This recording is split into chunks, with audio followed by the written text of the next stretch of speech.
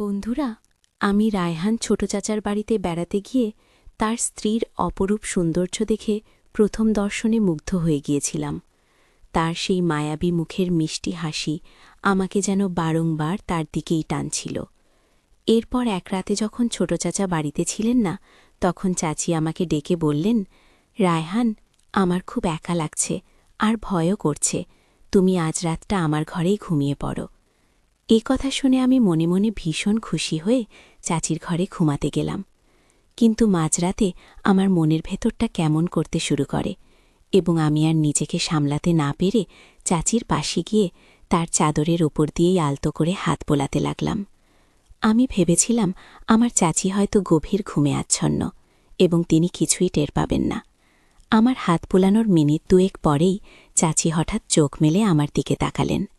তখন আমি অত্যন্ত ভয় পেয়ে গিয়েছিলাম এবং সঙ্গে সঙ্গে দূরে সরে আসি। কিন্তু এরপর চাচি আমাকে যা বললেন তা শুনে আমার পায়ের নিচের মাটি যেন সরে গেল। আমি তো তাকে একজন সহজ সরল মানুষ হিসেবেই জানতাম, কিন্তু চাচি আমাকে বললেন, রায়হান, তুমি কি শুধু এভাবেই হাত বোলাবে নাকি আরেকটু সাহস করে এগোবে? চাচির মুখে এই কথা শোনার পর আমিও আর নিজেকে নিয়ন্ত্রণে রাখতে পারলাম না এবং চাচিকে আসলে উচ্চ মাধ্যমিক পরীক্ষা শেষ করার পর আমি ছোট চাচার বাড়িতে বেড়াতে গিয়েছিলাম। এই ঘটনাটি আমার সাথে ঘটে যাবার প্রায় 2 মাস আগের, কারণ যে সময় আমার চাচার বিয়ে হয় ঠিক সেই সময় আমার ফাইনাল পরীক্ষা চলছিল, যার কারণে আমি চাচার বিয়েতে উপস্থিত থাকতে পারিনি। ছোট চাচার সাথে আমার সম্পর্কটা ছিল বন্ধুর মতো, কারণ তিনি আমার চেয়ে বয়সে মাত্র 5 বছরের বড় ছিলেন। যখনই আমি চাচার বাড়ি যেতাম সারাক্ষণ ছোট চাচার সাথেই কাটাতাম এবং তার সাথেই খেলাধুলা করতাম। তাই ছোটবেলা থেকেই চাচার সাথে আমার একটা গভীর বন্ধুত্বপূর্ণ সম্পর্ক গড়ে উঠেছিল। এরপর যখন আমি ছোট চাচার বাড়ি গেলাম, সেখানেই আমি প্রথম রিমঝিম চাচিকে দেখি। তাকে দেখার পর আমি বেশ কিছুক্ষণ তার দিকেই তাকিয়েছিলাম, কারণ তিনি সত্যিই ভীষণ সুন্দরী ছিলেন। এদিকে আমাকে দেখামাত্রই ছোট চাচা ভালোবেসে জড়িয়ে ধরে বললেন, রায়হান, তুই কি দরজার সামনে এভাবে দাঁড়িয়ে থাকবে নাকি ভেতরে আসবি? তারপর আমার ছোট চাচা তার সুন্দরী স্ত্রীর দিকে তাকিয়ে বললেন, শোনো, ও আমার ভাগ্নে রায়হান, আর তার চেয়েও বড় কথা, ও আমার বন্ধুর মতো। রায়হান যতদিনই বাড়িতে থাকবে তুমিও খুব ভালোভাবে যত্ন নেবে। এমনিতেও বেচারা আমাদের বিয়েতে আসতে পারেনি।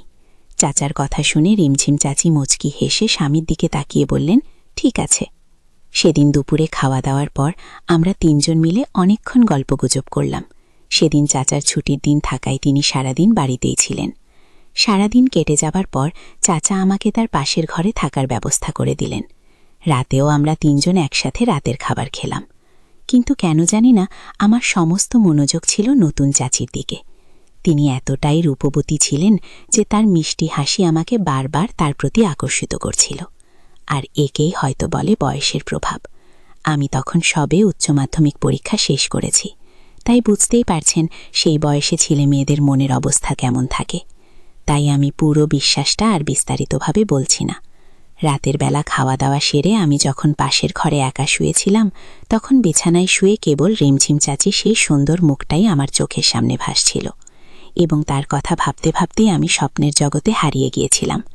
চাচির কথা ভাবতে ভাবতে কখন যে রাত প্রায় 2টা বেজে গিয়েছিল, আমি টেরই পাইনি। হঠাৎ মনে হল আমার পাশের ঘর থেকে, অর্থাৎ চাচির ঘর থেকে কেমন যেন একটা শব্দ ভেসে আসছে।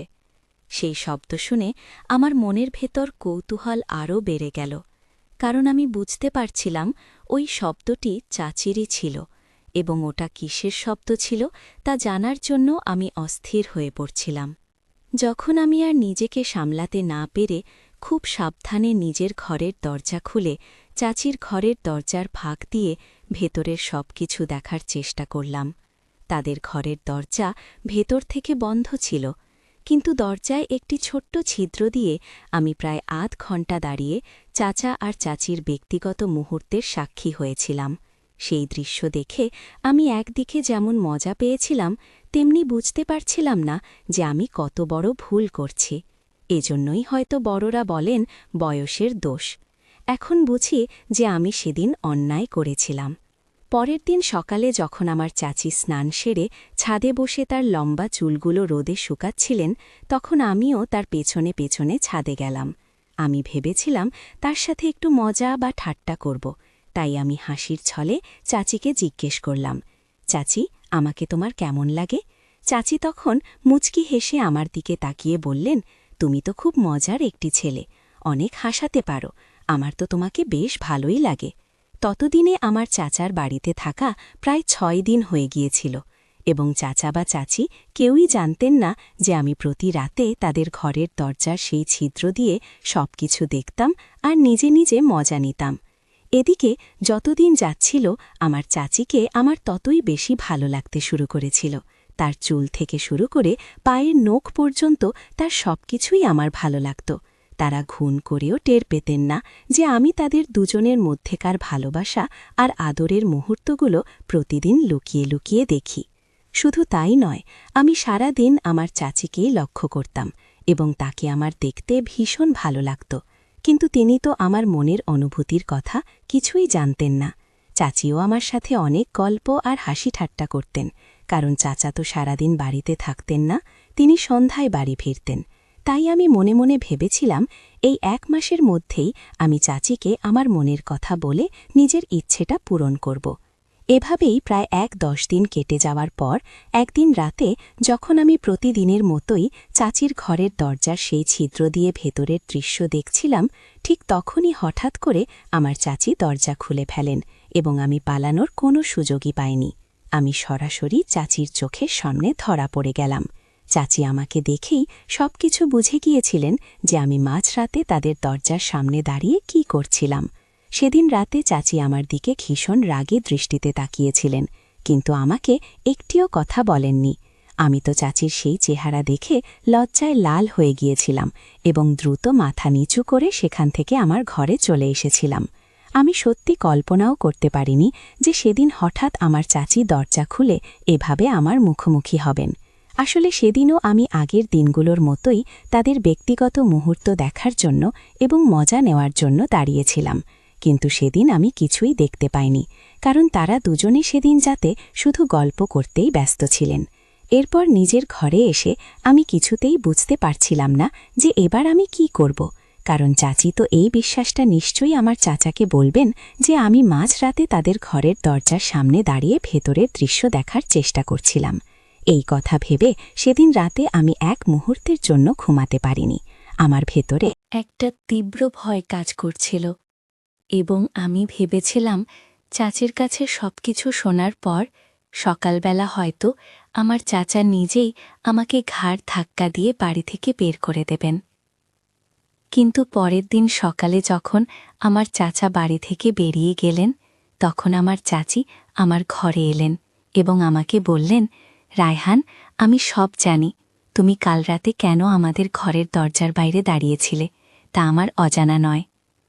শুধু কালই নয়, গত ৩-৪ দিন ধরেই আমার সন্দেহ হচ্ছিল যে দরজার বাইরে কেউ একজন দাঁড়িয়ে থাকে এবং সেটা তুমি ছাড়া আর কেউই হতে পারো না, কারণ এই বাড়িতে তুমি ছাড়া আর কোনো পুরুষ লোক নেই।